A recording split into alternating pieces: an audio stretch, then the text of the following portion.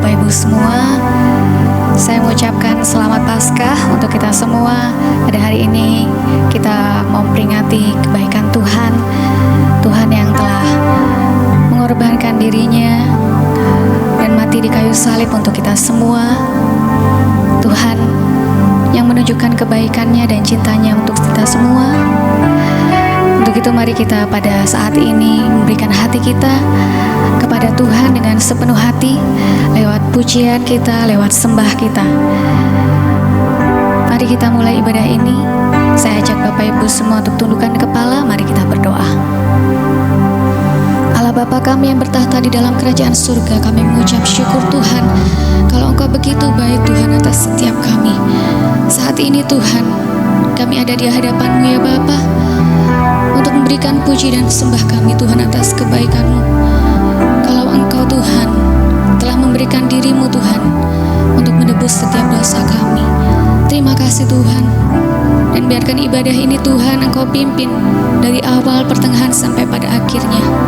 Kami menginginkan Tuhan lawatan-Mu terjadi, urapan-Mu Tuhan turun atas setiap kami ya Bapa. Terima kasih Tuhan.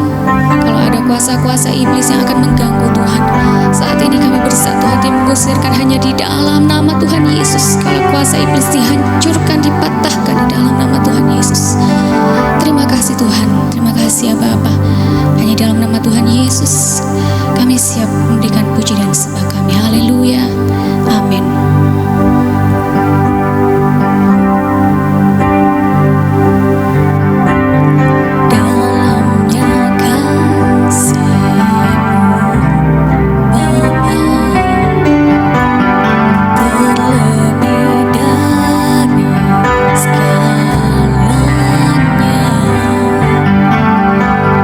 Pengorbanan yang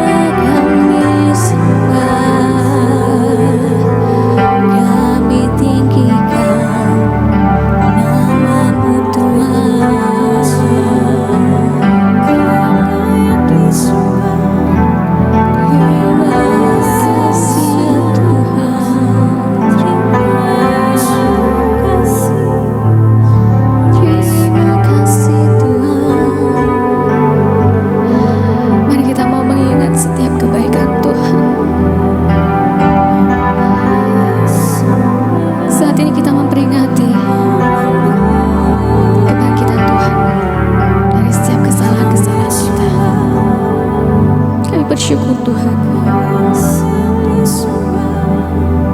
Kalau kami telah diluputkan dari api neraka untuk bisa bersama-sama dengan Engkau di dalam kekekalan. Kami sungguh merindukan Tuhan, kami bisa bersama-sama dengan Engkau.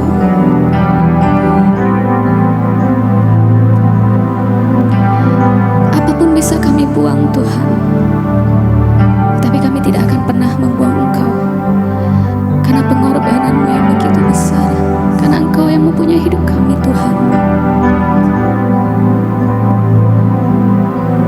Saat ini kami hanya bisa bersyukur, kami hanya bisa berterima kasih.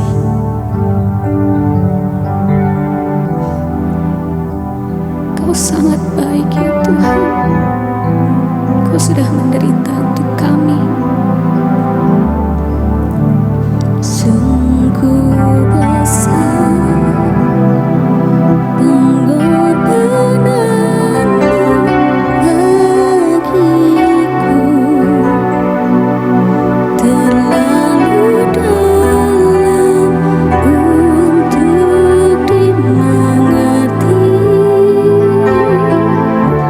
Sungguh besar,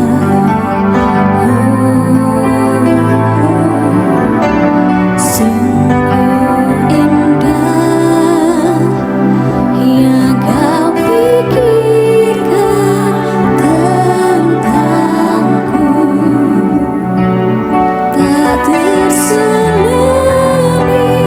bagiku.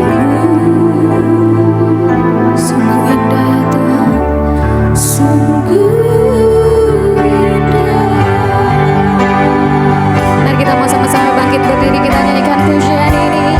Sungguh besar pengorbanan-Mu bagiku, terima kasih. Lalu dalam untuk dimengerti.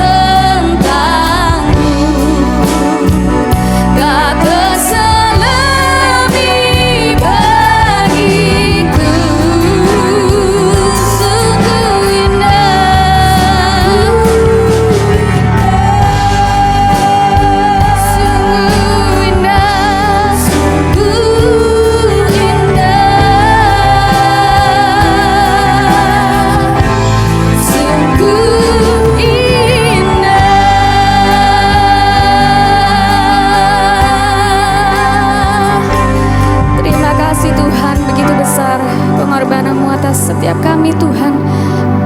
Terima kasih Tuhan kalau Engkau sudah menderita untuk menebus kami.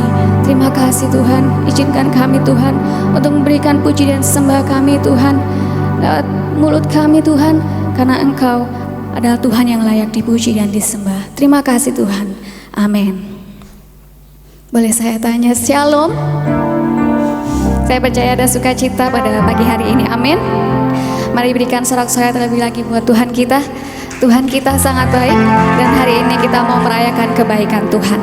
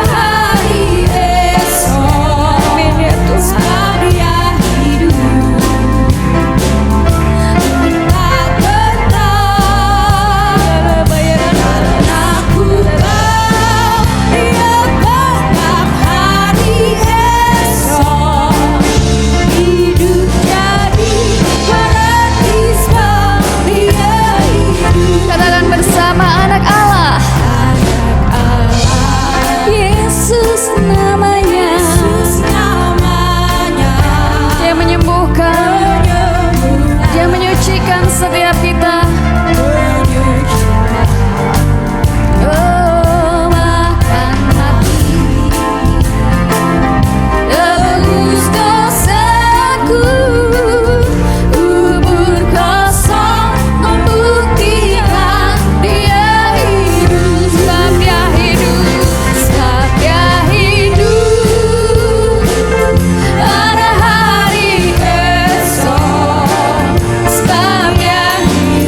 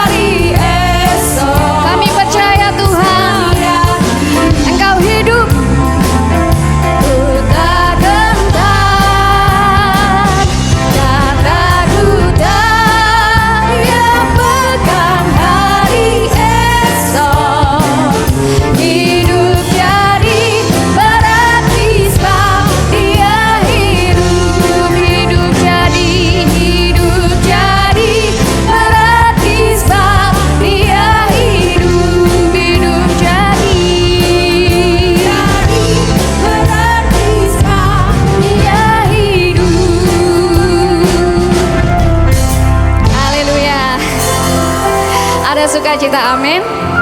Silakan duduk Bapak Ibu semua. Sebentar kita akan memberikan persembahan. Juga mungkin bagi Bapak Ibu yang akan memberikan perpuluhan, dipersilakan. Mungkin yang minggu lalu belum memberikan. Sebelumnya mari kita sama-sama berdoa. Tuhan Yesus, sekali lagi kami mengucap syukur Tuhan atas setiap kebaikan-Mu Tuhan dalam hidup kami. Kami benar-benar merasakan Tuhan, kasih-Mu selalu ada untuk kami Tuhan. Dan saat ini Tuhan, kami akan mengembalikan perpuluhan bagi setiap kami yang belum mengembalikan. Kami percaya Tuhan, saat kami taat Tuhan, Engkau selalu beserta dengan kami. Dan juga kami akan memberikan persembahan Tuhan untuk pekerjaan-Mu di tempat ini. Kami percaya Tuhan, berkat-berkat-Mu telah tercurah atas setiap kami. Terima kasih Tuhan. Amin.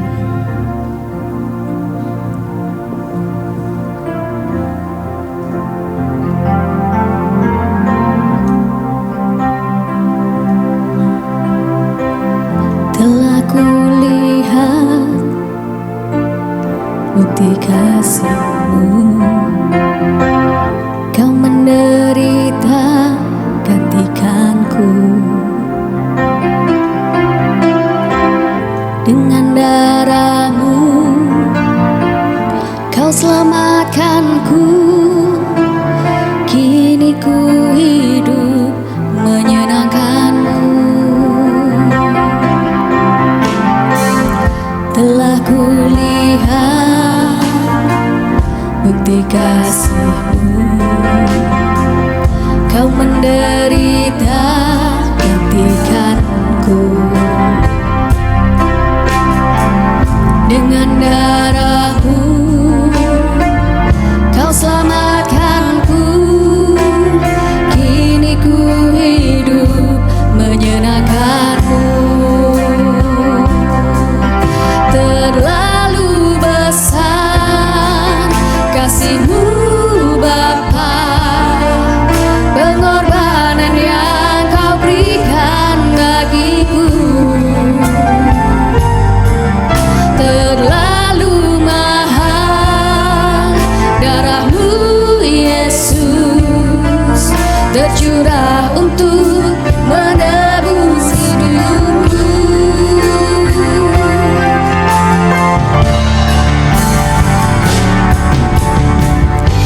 telah kulihat bukti kasih-Mu.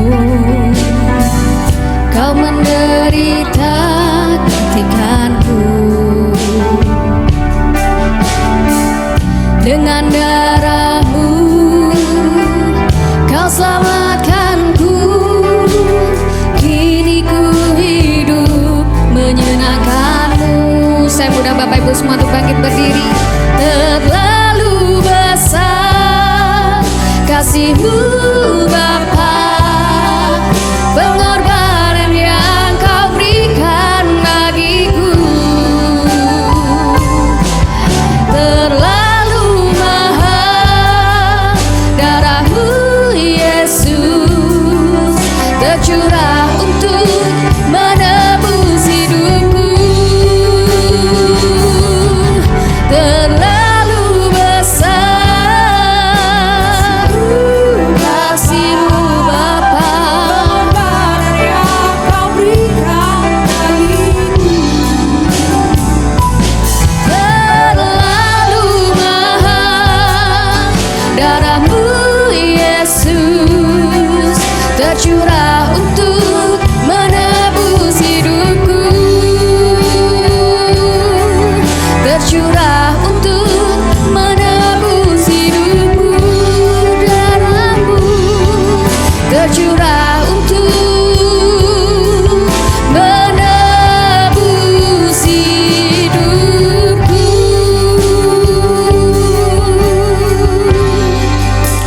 Mari kita satu dalam doa, kita siapkan diri kita untuk mendengarkan firman Tuhan. Tuhan Yesus, kembali kami bersyukur Tuhan. Saat ini Tuhan, kami ada di tempat ini Tuhan. Engkau melihat Tuhan hati-hati yang rindu Tuhan untuk mendengarkan firman-Mu ya Bapa. Dan saat ini Tuhan, Engkau mengurapi hamba-Mu yang akan menyampaikan firman-Mu. Dan Engkau juga memberikan tanah hati yang bagus Tuhan untuk setiap kami, supaya firman-Mu itu Tuhan dapat tumbuh dan kami bisa menyenangkan Engkau Tuhan dengan melakukannya. Terima kasih Tuhan, terima kasih ya Bapa. Di dalam nama Tuhan Yesus kami siap mendengarkan firman-Mu. Haleluya, amin. Shalom. Shalom. Masih sehat? Masih sehat? Harus sehat. Di dalam Tuhan ada kesehatan, ada kekuatan, terutama kesehatan rohani ya Bapak Ibu. Fisik boleh lemah, tapi roh harus tetap menyala-nyala di dalam Tuhan. Puji Tuhan. Selamat pagi buat kita semua, selamat Paskah. Bapak Ibu dikasih Tuhan, Dia bangkit dari kematian. Dan saya percaya Dia membuka mata dunia, umat manusia, bahwa Dia hidup dan memberi jaminan, harapan buat kita hari ini, bahkan sampai selama-lamanya. Puji Tuhan. Bersyukur kepada Tuhan Allah yang hidup, Allah yang menciptakan kita untuk menjadi serupa dan segambar dengan Dia. Ini luar biasa Bapak Ibu. Kita ini spesial di mata Tuhan. Amin. Allah tidak membuat, atau Allah tidak pernah mengatakan marilah kita membuat lautan dalam rupa kita. Tidak. Tidak ada seperti itu. Meskipun langit di atas mencerminkan kemuliaan Allah, tetapi langit tidak dibuat dalam rupa Allah. Ya Bapak Ibu, kitalah yang diciptakan dalam rupa dan dengan gambar Allah. Oh, ini dahsyat Bapak Ibu. Manusia luar biasa. Makanya Bapak Ibu, sebenarnya setiap kita memiliki sifat Allah yang dapat dikomunikasikan. Ini luar biasa. Saya akan terangkan singkat mengenai kemiripan kita dengan Allah. Bahkan saya pernah katakan ini beberapa bulan yang lalu. Bapak Ibu pelajari ini baik-baik. Saya coba akan terangkan begini. Ada 3 segambar dalam rupa Allah. Di dalam diri kita manusia ini sebenarnya ada 3 segambar dalam rupa Allah. Segambar dalam hal roh, spirit. Allah itu roh, manusia itu makhluk roh.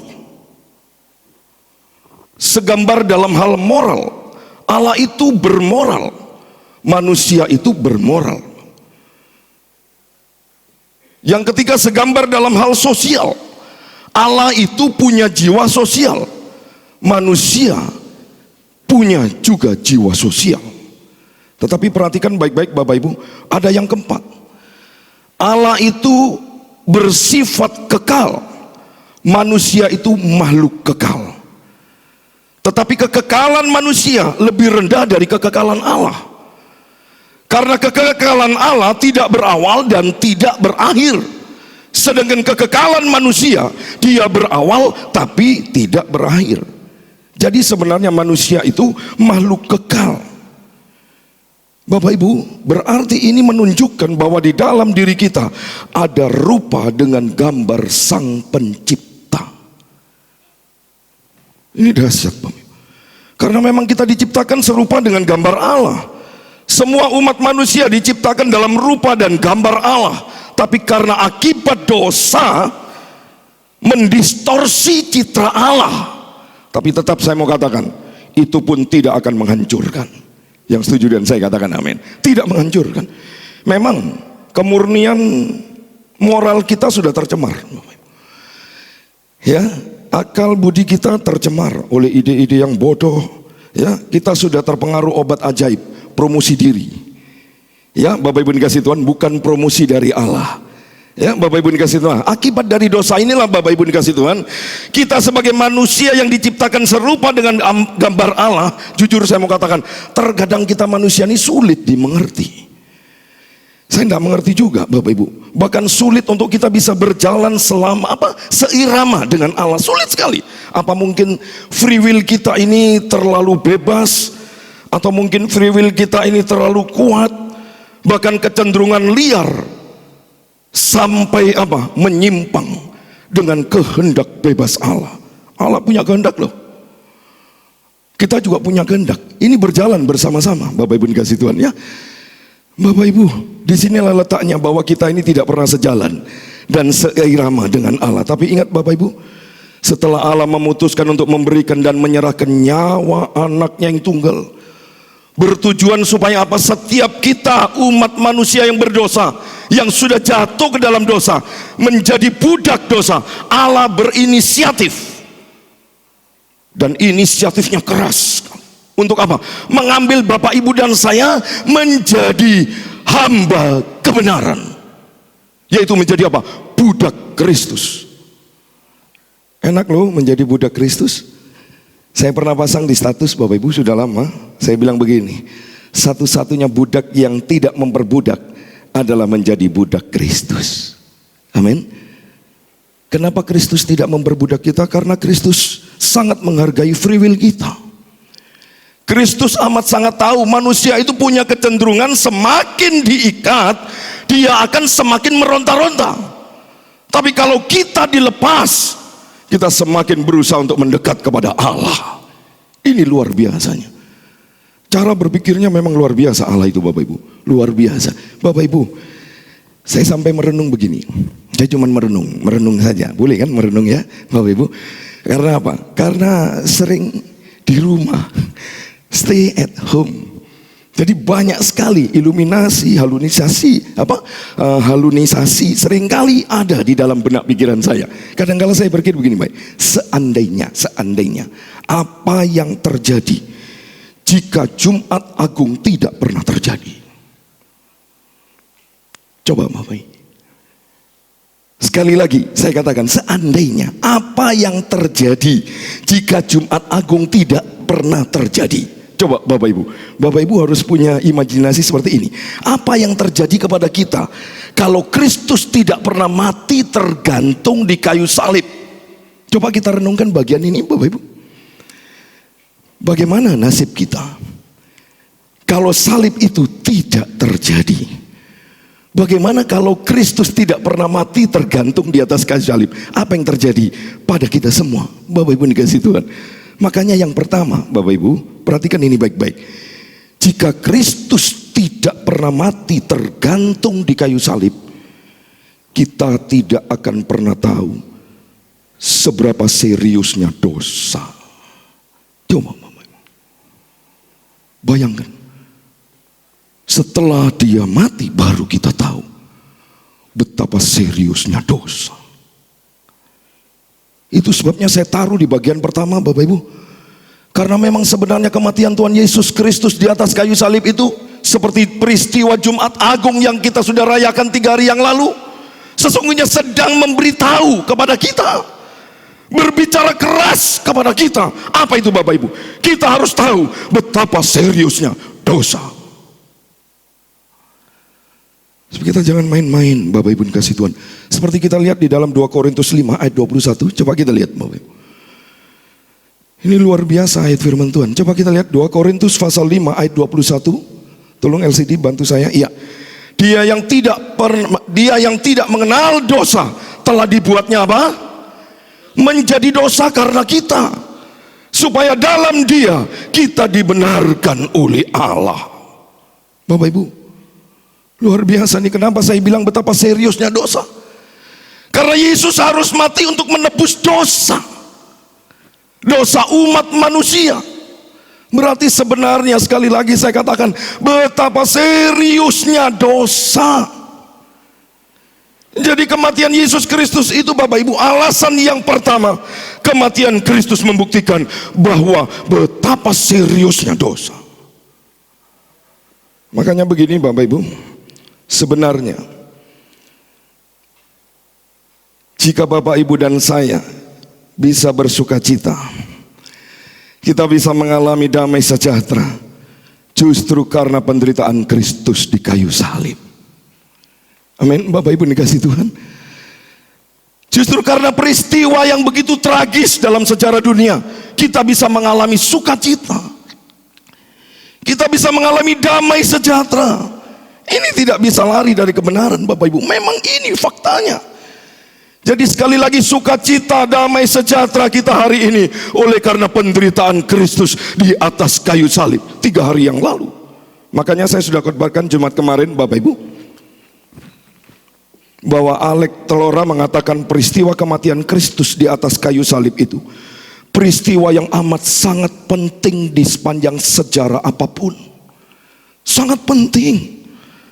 Bahkan Alex Telora mengatakan penciptaan, inkarnasi, kebangkitan, jika tidak ada kematian, gak ada artinya lagi.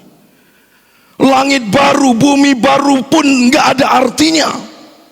Tidak mungkin bisa terjadi kebangkitan tanpa kematian. Tidak mungkin. Karena itu Bapak Ibu dikasih Tuhan, peristiwa salib, penderitaan Kristus yang luar biasa menjadi begitu penting bagi kekristenan. Lalu alasan yang kedua Bapak Ibu, kenapa Kristus harus mati tergantung di kayu salib? Tadi alasan yang pertama, Kristus harus mati tergantung di kayu salib oleh karena apa? Keseriusannya sebuah dosa. Lalu yang kedua, perhatikan ini baik-baik. Kenapa Kristus harus mati tergantung di kayu salib? Alasan yang kedua, Kristus mati tergantung di kayu salib itu karena apa? Keseriusannya Dia mengasihi Bapak Ibu dan saya. Dia serius. Dia tidak pernah main-main. Bukti sampai hari ini Bapak Ibu masih menikmati Tuhan dalam hidupnya, sehingga bisa bersuka cita, damai sejahtera dalam hidup. Makanya Bapak Ibu dikasih Tuhan, tidak ada cara lain untuk menyelamatkan manusia berdosa ini, harus melalui penghukuman. Bahkan nyawa yang harus menjadi korban. Berarti ini semua menunjukkan kepada kita betapa seriusnya dosa dan betapa seriusnya Allah mengasihi kita. Maka dari itu Bapak Ibu, yang menjadi pertanyaan saya, masihkah Bapak Ibu mau bermain-main dengan dosa? Coba Bapak Ibu, saya yakin dan percaya Allah sangat serius dengan dosa. Hati-hati Bapak Ibu. Memang benar hari ini hari spesial, kita merayakan hari kebangkitan Kristus. Ini fakta, ini nyata, ini berita kebenaran yang nyata, bahwa Kristus hari ini telah bangkit dan memberikan kemenangan buat kita semua.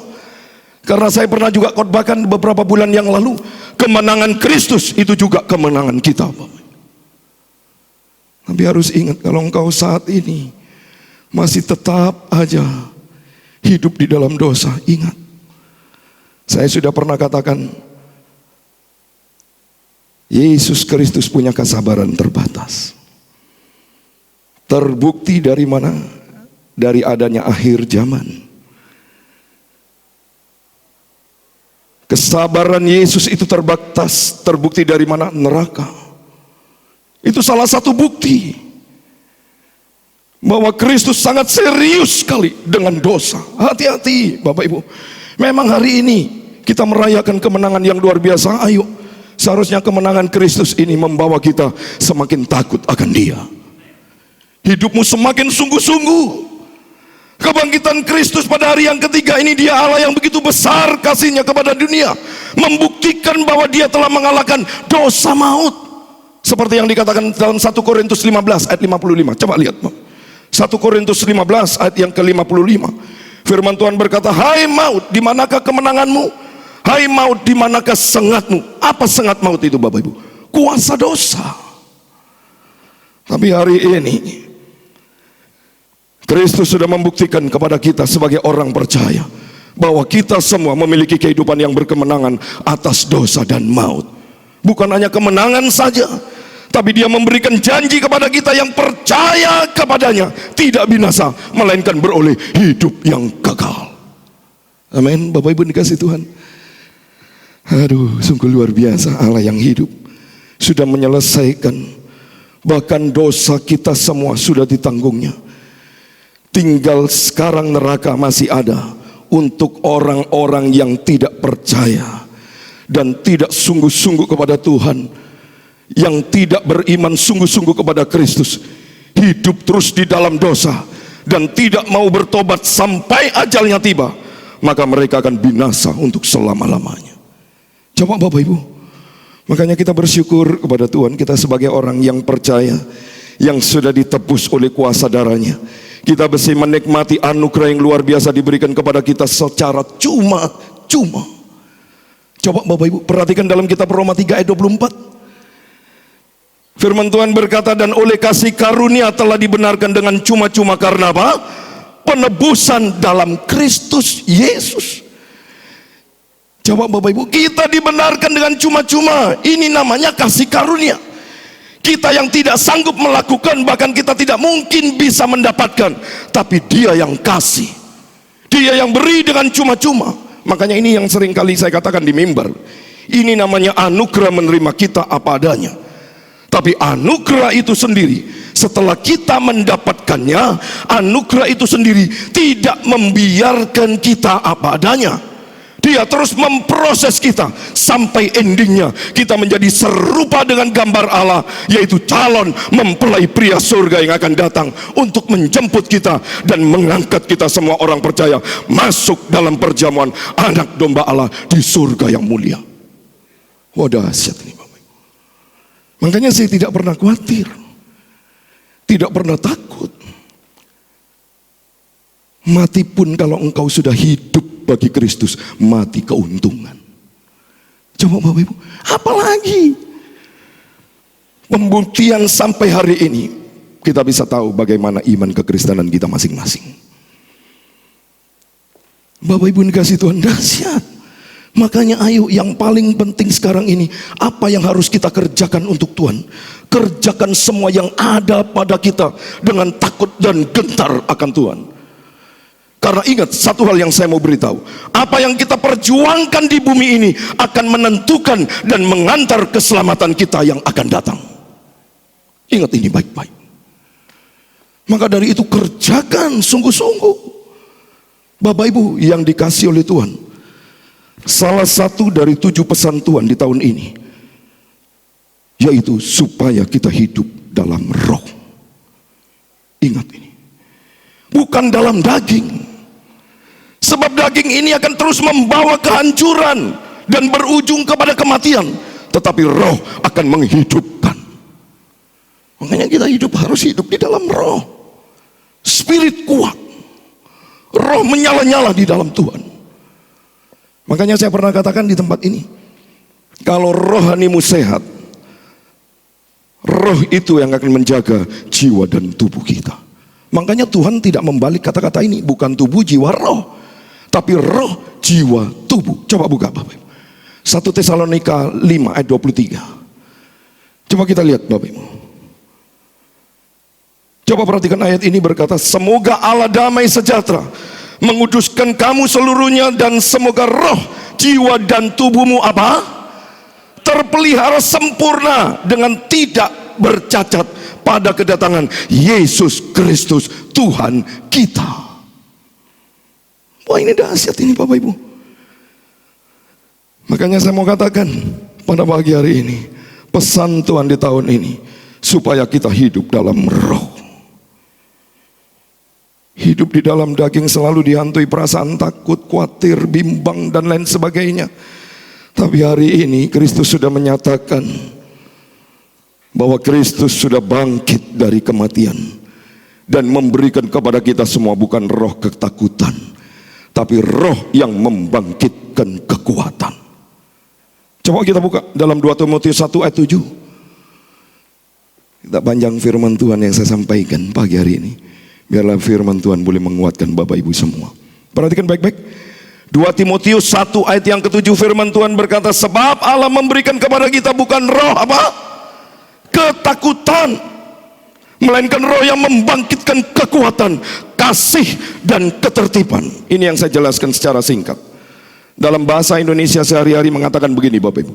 Sebab roh yang Allah berikan kepada kita bukankah roh yang membuat kita menjadi penakut. Sebaliknya, roh Allah itu membuat kita menjadi kuat, penuh dengan kasih, dan tahan menahan diri, dan dapat menahan diri. Coba ya, hebat Bapak Ibu. Dalam bahasa sehari-hari bagus sekali Bapak Ibu. Kebangkitan Kristus membangkitkan roh kekuatan, kasih, dan penguasaan diri. Ini yang membawa kita semakin melekat dan intim kepada Tuhan. Mau dahsyat Bapak Ibu. Saya tidak pernah promosi kepada anak saya. Mungkin ada sesuatu yang dilihat, makanya saya katakan, Bapak Ibu, kita sebagai orang tua menjadi panutan bagi anak-anak. Sehingga anak saya sampai detik ini tidak pernah absen dari doa pagi.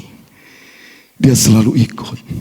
Senang saya bisa membawa anak-anak semakin dekat dengan Tuhan, intim dengan Tuhan.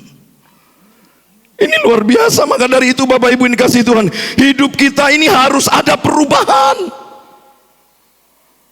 Dan perubahan hidup itu tidak dimulai dengan pengalaman. Perubahan hidup ini dimulai dengan kebenaran. Dari mana kita memperoleh kebenaran? Kita memperoleh kebenaran dari firman Allah. Ini yang penting. Doktrin yang benar akan membawa kita hidup dalam kebenaran. Dan yang menjadi tolak ukur kebenaran adalah firman Allah. Tidak ada lagi Bapak Ibu. Makanya kita perlu menanggapi secara serius, bukan sekedar menganggukkan kepala saja. Kemenangan Kristus di atas kayu salib itu, dan sudah dibuktikan lewat kebangkitannya, memberikan kuasa kepada kita untuk merubah gaya hidup menjadi gaya hidup pemenang atas dosa. Bukan gaya hidup duniawi, tetapi menjadi gaya hidup seorang pemenang atas dosa. Seperti yang dikatakan dalam kitab Roma 6 ayat 10. Coba kita lihat Bapak Ibu. Kitab Roma 6 ya. Surat Roma pasal 6 ayat yang ke-10, firman Tuhan berkata, sebab kematiannya adalah kematian terhadap dosa, satu kali dan untuk selama-lamanya, dan kehidupannya adalah kehidupan bagi Allah. Coba. Kehidupan yang benar, hidup yang memiliki hubungan erat dengan Kristus, di mana kuasa dosa sudah dihancurkan oleh Kristus. Coba Bapak Ibu, seharusnya dengan adanya pandemi virus ini membawa Bapak Ibu semakin erat dengan Tuhan. Ini yang penting. Makanya saya katakan kehidupan yang benar adalah kehidupan yang intim dengan Tuhan. Hidup yang dibangun oleh iman percaya kita ke dalam Kristus. Bukan cuma percaya, tapi masuk ke dalam Kristus. Dosa ini musuh kita yang sudah dikalahkan. Kekhawatiran akan masa depan, ketakutan kematian sudah dia selesaikan dengan sempurna. Iblis pun telah dikalahkan. Nah sekarang tinggal kita bagaimana menyikapi semua persoalan hidup. Tergantung bagaimana respon kita.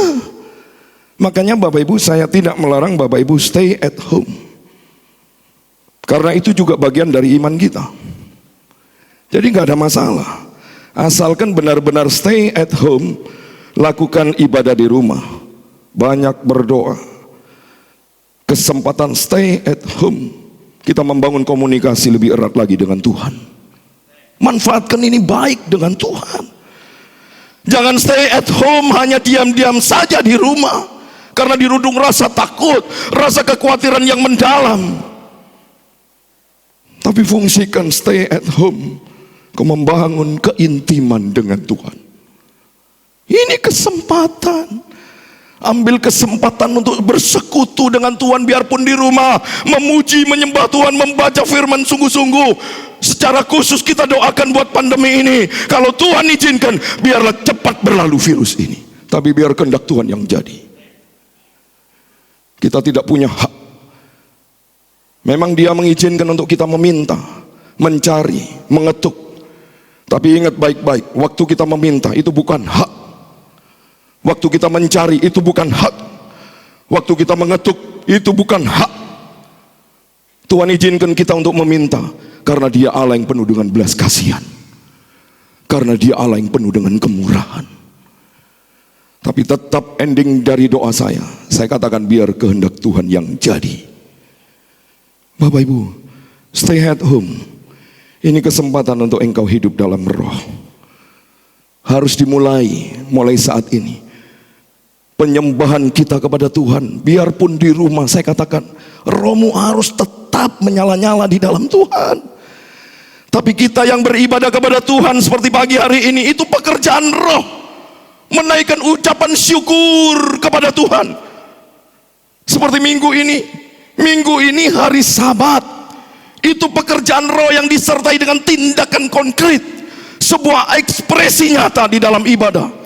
Makanya saya pernah katakan Bapak Ibu, ibadah raya itu sentralnya, pusatnya dari segala sesuatu pekerjaan kita yang kita lakukan dari hari ke hari, untuk berhenti di hari Sabat, mengucap syukur, membangun persekutuan dengan Tuhan.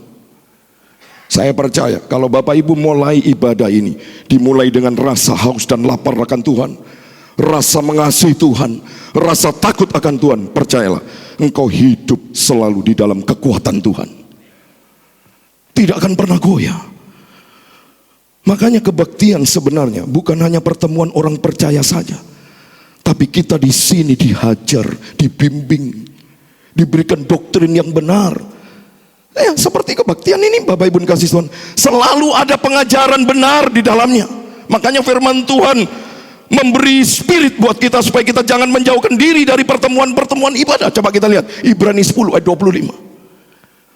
Coba perhatikan baik-baik, firman Tuhan berkata, janganlah kita menjauhkan diri dari pertemuan-pertemuan ibadah kita seperti dibiasakan oleh beberapa orang, tetapi marilah kita saling menasihati dan semakin giat melakukannya menjelang hari Tuhan yang mendekat. Coba. Jadi sebenarnya waktu kita sungguh-sungguh kepada Tuhan, hari Tuhan itu sudah di sana, semakin dekat. Tapi orang yang jauh-jauh dari Tuhan, dia semakin dekat kepada kebinasaan. Jadi ada dua, dan ini berjalan bersama. Ini bukan begini, ini bukan begini, bersama. Cuman berbeda arah. Yang satu orang yang dekat kepada Tuhan, dia menanti-nantikan pengangkatan. Yang satu orang yang jauh dari Tuhan, dia menanti-nantikan kebinasaan. Jadi berjalan bersama, tergantung kita. Makanya saya pernah khotbah, hidup ini sebuah perjalanan. Perjalanan untuk mencari, perjalanan untuk memilih, perjalanan untuk mengikuti. Ini ayat nasihat keras loh Bapak Ibu. Kita tidak boleh seperti dibiasakan oleh beberapa orang. Orang-orang yang jauh dari Tuhan. Tetapi kita orang yang percaya, yang dekat dengan Tuhan, diminta untuk saling menasihati satu dengan yang lain. Coba Bapak Ibu perhatikan baik-baik. Ini firman Tuhan yang luar biasa, untuk mengajak kita dekat dengan Tuhan, menasihati satu dengan yang lain, untuk semakin giat menjelang hari Tuhan yang mendekat. Ini dasar. Ini sungguh luar biasa. Makanya saya senang sekali Bapak Ibu kasih Tuhan.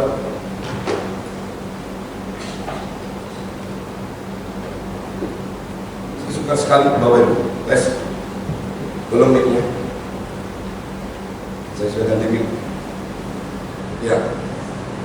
Ya, saya senang sekali beribadah. Karena ibadah ini sebuah ekspresi saya di dalam ibadah sehari-hari. Sungguh dahsyat Bapak Ibu dikasih Tuhan. Ini nasihat yang bukan main-main untuk kita semakin dekat dengan Tuhan, semakin giat menjelang hari Tuhan yang semakin dekat. Bapak Ibu, melalui kebenaran firman Tuhan, berkenaan dengan kebangkitan Kristus, kita harus hidup dalam kebenaran. Karena memang kita sudah dibenarkan, maka kita harus hidup di dalamnya, yaitu hidup di dalam roh dan berjalan dipimpin oleh roh, sehingga kita tidak tersesat. Saya bersyukur pada Tuhan, ibadah ini berjalan dengan baik dan menjadi teladan buat semua orang. Jadikan ibadah engkau sungguh-sungguh berdoa. Apa yang terjadi saat-saat ini, khususnya di Indonesia, bahkan mendunia, tidak ada cara lain untuk dapat diselesaikan hanya dengan doa. Makanya firman Tuhan berkata, doa orang benar bila dengan yakin didoakan besar kuasanya. Ingat baik-baik, hanya dengan doa. Ayo kita doa sungguh-sungguh. Jangan memaksa juga hak-hak Tuhan. Tuhan paling gak suka kalau kita paksa. Ya Bapak Ibu dikasih Tuhan. Tuhan itu paling senang kalau kita berdoa, tapi doa sesuai dengan kehendak Tuhan. Makanya doa selalu yang Tuhan rindukan disertai dengan ucapan syukur. Maksudnya apa? Maksudnya kita menyerahkan sepenuhnya biar kehendak Tuhan yang jadi, bukan kita. Ini yang doa yang bagus. Saya sangat setuju sekali Bapak Ibu di tempat ini. Setiap kita yang berdoa, naikkan doa dengan penuh ucapan syukur. Terima apa adanya, tidak masalah Bapak Ibu dikasih Tuhan. Saya yakin dan percaya, setiap doa yang disertai dengan kesungguhan hati, hidupmu benar di hadapan Tuhan, percayalah Bapak Ibu, doa kita tidak akan pernah sia-sia. Tapi doa kita akan membuahkan kuasa, sehingga kuasa itulah yang dapat menyelesaikan apa yang menjadi pergumulan kita. Saya bangga Bapak Ibu, saya bersyukur kepada Tuhan sungguh. Dengan adanya seperti ini, saya semakin menjalin hubungan dekat dengan Tuhan. Beberapa kali saya berdoa, maaf, ini kesaksian dan saya tidak akan ceritakan siapa namanya. Jemaat kita, setiap kali saya berdoa, bahkan hati saya tergerak. Saya bilang dia datang ke saya, kok saya rindu untuk saya mendoakan. Tidak tahu, Bapak Ibu boleh cross check, ada salah satu anak Tuhan yang tanpa diduga dengan kerinduan saya telepon beliau. Akhirnya dia mengatur waktunya, anaknya diatur waktunya bersama suami, dia datang tempat ini. Setelah saya berdoa, bulan kemudian terjadi kehendak Tuhan di sana. Dahsyat memang doa ini Bapak Ibu. Tidak tahu. Saya memang prinsip saya tidak perlu doa harus saya pamer-pamerkan. Hubungan saya dengan Tuhan tidak perlu saya harus tonjol-tonjolkan. Biar kita berdoa, yang menjadi penentu penilaian kita adalah Tuhan, bukan manusia. Bapak Ibu, percayalah, doa Bapak Ibu dan saya hari-hari ini ditunggu sama Tuhan. Teruslah berdoa. Jangan pernah takut, karena Yesusmu besar. Yesus saya itu besar. Yang membuat perbandingan saya cuma begini, lebih besar mana Yesus dengan virus? Kalau memang Yesusku lebih besar, berarti penentu hidupmu bukan virus, tetap Yesus. Itu penentu hidup kita. Perkara mungkin ada yang mengalami banyak kematian karena virus, itu mungkin caranya saja. Cara Tuhan memanggil kita memang unik Bapak Ibu. Tidak harus dengan virus dari dulu. Saya kan pernah katakan, kematian tidak ada syaratnya kok. Amin. Gak ada Bapak Ibu. Mau lewat kecelakaan, ada salah satu hamba Tuhan meninggal karena kecelakaan. Tapi kita tidak boleh menghakimi bahwa hamba Tuhan ini gak benar di hadapan Tuhan. Bukan. Cuman caranya saja. Saya juga gak tahu nanti caranya bagaimana saya harus mengalami kematian. Bisa juga melewati sakit. Bisa juga dengan sehat-sehat tahu gak ada. Bisa juga harus dengan kecepatan tinggi saya harus meninggal, kecelakaan. Bisa juga mungkin melalui virus ini saya meninggal. Itu cuman cara. Tapi kalau Bapak Ibu berani mengatakan dengan iman dengan saya bahwa Yesusku besar, Berarti penentu hidup kita adalah Yesus Kristus. Amin. Bapak Ibu dikasihi Tuhan, biarlah firman Tuhan menjadi kekuatan buat kita semua. Pernyataan saya yang terakhir, buka Roma 6 ayat yang kelima. Setelah itu kita akan masuk di dalam doa. Roma 6 ayat yang kelima, firman Allah berkata, sebab jika kita telah menjadi satu dengan apa yang sama dengan kematiannya, kita juga akan menjadi satu dengan apa yang sama dengan kebangkitannya. Bapak Ibu, kalau kita bersatu dengan kematiannya, kita juga akan bersatu dengan kebangkitannya. Tuhan Yesus memberkati kita semua.